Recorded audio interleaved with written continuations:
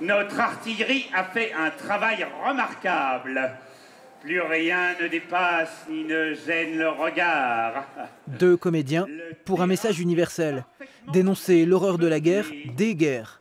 Annemasse, ce 11 novembre, a joué la carte pacifiste, promouvoir la paix face à l'absurdité des conflits. Tu as quelque chose à ajouter, ventre mou? Oui, je disais une question, me turlupine, mon adjudant. Est-ce que te botter le cul te remettrait les idées en place, bougre d'épouvantail? J'ai peur que non, mon adjudant. Nous, on a vraiment essayé de faire un spectacle plutôt symbolique et donc représentatif un peu de tous les conflits.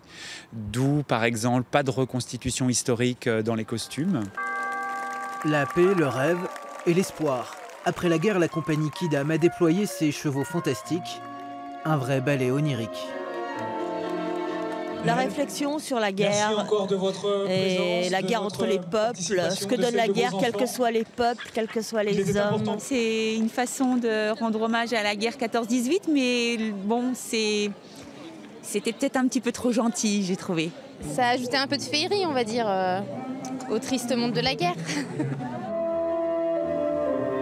Deux spectacles en point d'orgue d'une commémoration originale. En ce 11 novembre, Annemasse voulait une fête populaire.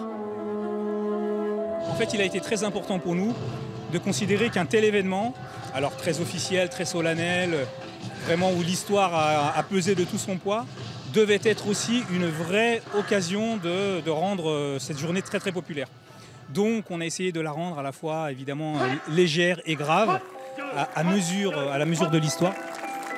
2000 personnes ont ainsi célébré l'armistice, une foule venue de toute la ville pour partager ce moment de mémoire collective.